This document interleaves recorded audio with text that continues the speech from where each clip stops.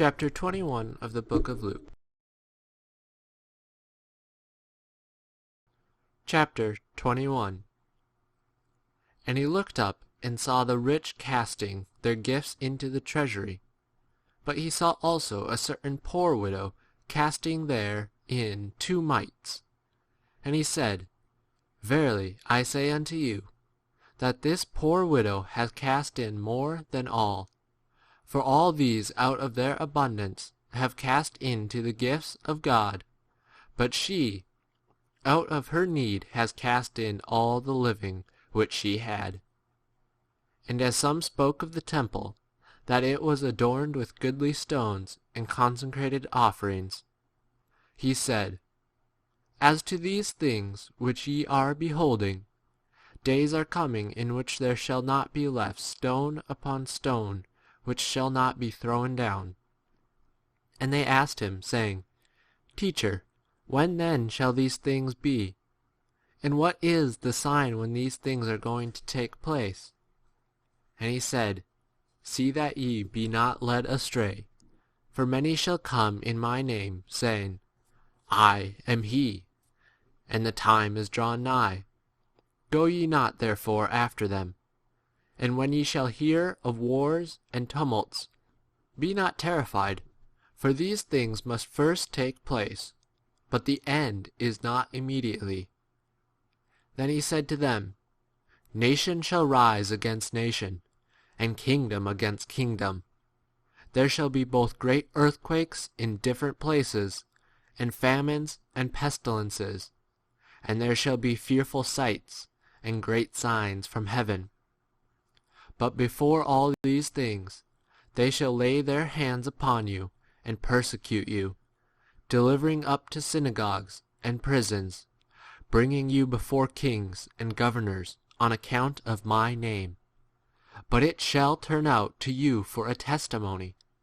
Settle therefore in your hearts not to meditate beforehand your defense.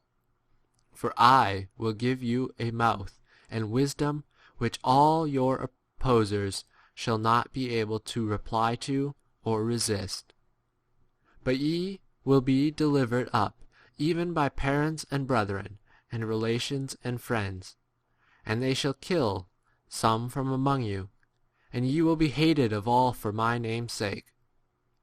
And a hair of your head shall in no wise perish. By your patient endurance gain your souls. But when ye see Jerusalem encompassed with armies, then know that its desolation is drawn nigh. Then let those who are in Judea flee to the mountains, and they who are in the midst of it depart out, and they that are in the country not enter into it.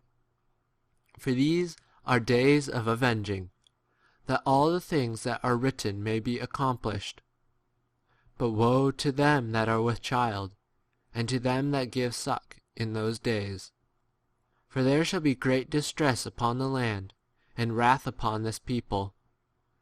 And they shall fall by the edge of the sword, and be led captive into all the nations. And Jerusalem shall be trodden down of the nations until the times of the nations be fulfilled.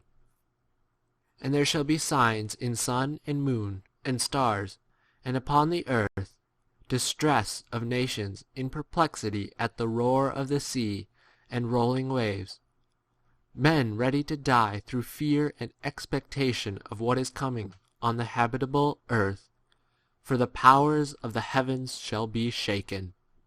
And then shall they see the Son of Man coming in a cloud with power and great glory.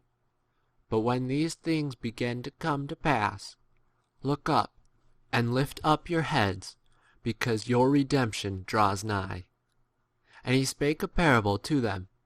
Behold, the fig tree and all the trees, when they already sprout, ye know of your own selves, on looking at them, that already the summer is near. So also ye, when ye see these things take place, know that the kingdom of God is near. Verily I say to you, that this generation shall in no wise pass away until all come to pass. The heaven and the earth shall pass away, but my words shall in no wise pass away. But take heed to yourselves, lest possibly your hearts be laden with surfeiting and drinking and cares of life, and that day come upon you suddenly, unawares. For as a snare shall it come upon all them that dwell upon the face of the whole earth. Watch therefore, praying at every season, that ye may be accounted worthy to escape all these things which are about to come to pass, and to stand before the Son of Man.